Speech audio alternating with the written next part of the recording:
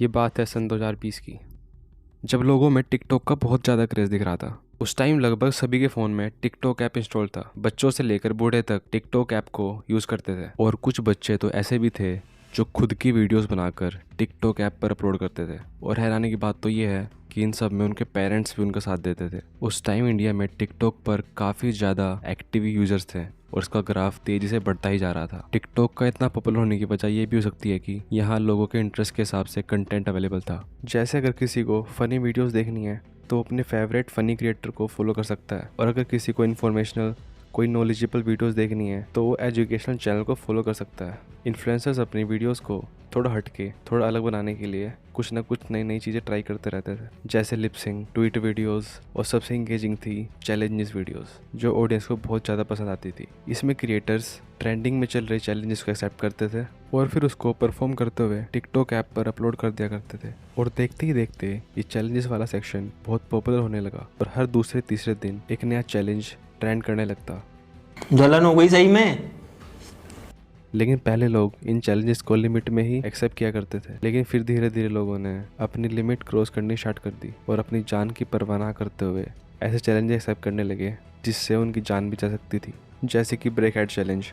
और एक बहुत ही पॉपुलर चैलेंज तो आप जानते ही होंगे, जोलो चिप चैलेंज। जी हाँ, ये वही चैलेंज है जिसके अंदर लोग बहुत ही तीखे चिप्स खाकर काफ़ी देर तक होल्ड करते थे। लेकिन इस चैलेंज के चक्कर में काफ़ी लोगों की तबीयत खराब हो गई। कई लोगों की आंखों में मिर्च वाला पाउडर चला गया जिसकी वजह से उनकी आंखें खराब हो गई और कईयों के गले खराब हो गए। लेकिन उसके बावजूद ये चैलेंजेस कभी नहीं रुके। और रुके भी क्यों? जब पब्लिक ऐसे वीडियोस पर खूब प्यार दिखाती थी, भर भर के लाइक और शेयर किए जाते थे, और क्रिएटर्स और ज़्यादा मोटिवेट होते थे और ख़तरनाक चैलेंजेस एक्सेप्ट करने के लिए। और ठीक ऐसे ही हुआ यूएस के एक छोटे शहर में, जब एक टिकटॉक चैलेंज बहुत तेज़ी से वायरल होने लगा जिसका नाम था बेनेड्रिल चैलेंज। इस चैलेंज के अंदर लोग बेनेड्रिल की टैबलेट्स का ओवरडोज लेकर हेलुसिनेशन में जाने की कोशिश किया करते थे। तो आज हम देखेंगे एक ऐसा बेवकूफ़ी भरा टिकटॉक ट्रेंड जिसकी वजह से 4 बच्चों की जान पर बनाई और एक 15 साल की बच्चे की जान चली गई।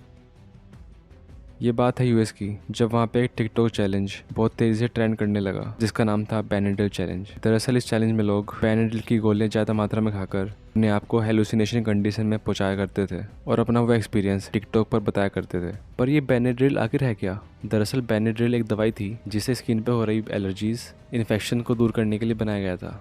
गर्मियों के मौसम में यूएस के लोगों की स्किन पर तरह तरह की एलर्जीज और इन्फेक्शन हो जाता था, जिससे छुटकारा पाने के लिए बेनेड्रिल एक बहुत ही रामबाण इलाज था। लेकिन इस दवाई का एक साइड इफेक्ट भी था, ज़्यादा नींद आना, तो इसलिए लोगों ने इसे नींद ना आने पर भी खाना शुरू कर दिया। लेकिन किसी ने इस बात का पता लगा लिया कि अगर आप बेनेड्रिल टैबलेट को नॉर्मल से थोड़ी ज़्यादा मात्रा में खा लें तो आप एक हेलुसिनेशन कंडीशन में भी जा सकते हैं, यानी कि एक प्रकार का नशा, एक बेहोशी वाली हालत। लेकिन आपको इस कंडीशन में पहुंचने के लिए एक प्रॉपर लिमिट में इन टैबलेट्स को खाना पड़ेगा, क्योंकि अगर आपने इन टैबलेट को थोड़ा ज़्यादा एक्सेस में खा लिया तो आपको इसका बहुत ही बुरा खामियाजा भुगतना पड़ सकता है, क्योंकि आपको ओवरडोज हो सकता है जिसके बहुत ही खतरनाक साइड इफ़ेक्ट्स थे, जैसे हार्ट अटैक और ब्रेन डैमेज, जिसके बारे में लोग अवेयर नहीं थे और लोगों ने हेलुसिनेशन का सोचते हुए इन टैबलेट्स को ज़्यादा मात्रा में खाना शुरू कर दिया। और ये शुरुआत थी बेनेड्रिल चैलेंज की। टिकटॉक पर इसको छोटे मोटे क्रिएटर ही नहीं बल्कि बड़े बड़े इन्फ्लुएंसर जैसे टैना मोजो भी ट्राई और प्रमोट कर रहे थे। टैना मोजो के उस वक्त काफ़ी अच्छे फॉलोअर्स थे। उसने ये चैलेंज को ट्राई किया और अगले दिन अपने यूट्यूब चैनल पर एक स्टोरी टाइम वीडियो बनाते हुए एक वीडियो अपलोड करी जिसके अंदर उसने अपना एक्सपीरियंस शेयर किया। उसने बताया कि बेनेड्रिल का ओवरडोज लेने के बाद उसका रिएक्शन सिमिलर था जैसे ज़्यादा एसिड पीने पर होता है, तो इसलिए इससे ज़्यादा खतरा नहीं है।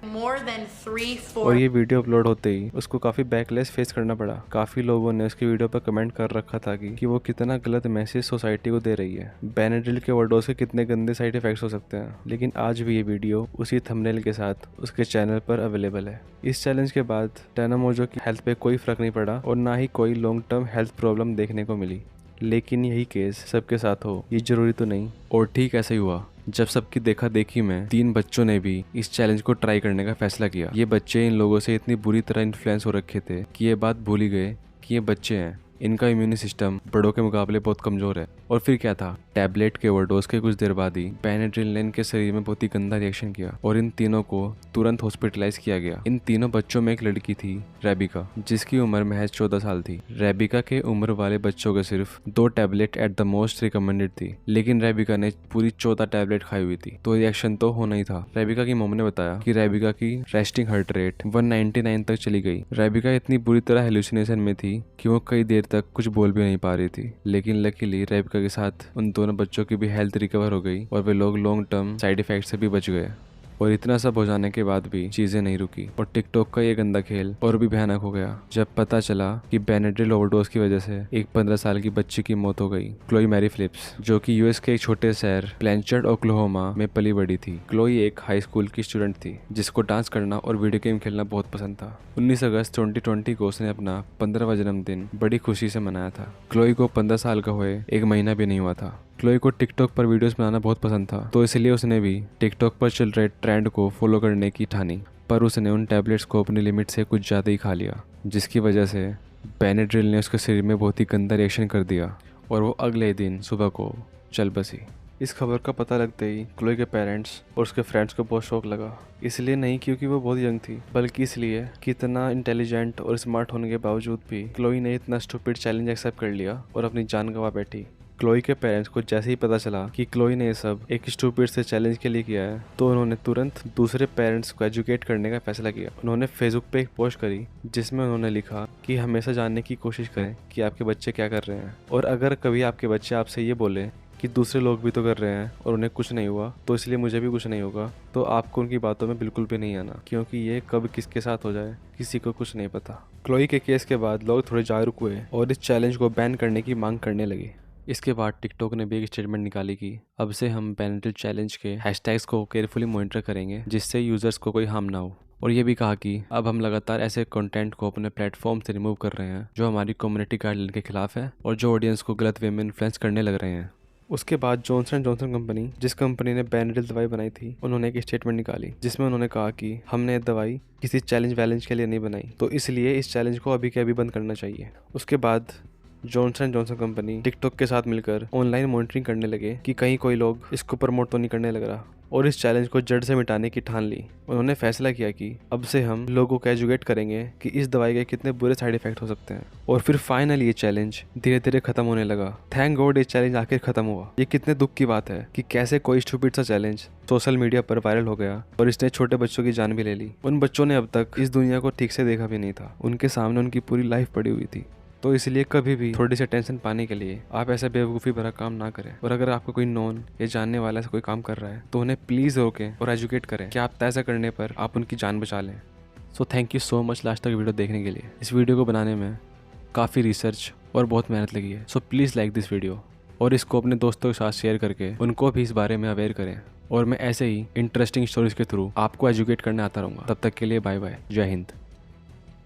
My body, it feels like half of me is like sinking into the bed, like falling asleep, but the other half is like pulling. So I don't know if it worked or not, but I'm hella tired, and my chest just hurts. Like it feels really heavy, and it gets a shock, and then that just makes me drop my arm or just like stop what I'm doing.